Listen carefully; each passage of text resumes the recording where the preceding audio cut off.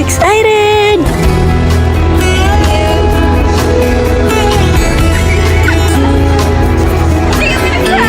So I booked this ticket last minute and hindi ko pa sigurado kung yung ticket ko ba is malapit dahil sold out na talaga yung mga tickets, and buti meron siya sa araw ng day off ko. So ginrab ko na talaga to. Ito na yung pinakamalapit na ticket na meron.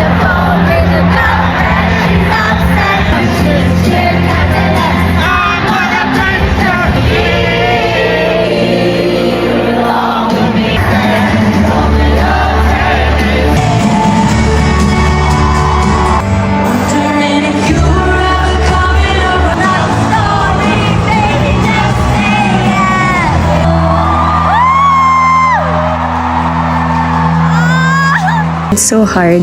Parang yung mga music ni Taylor Swift really speaks sa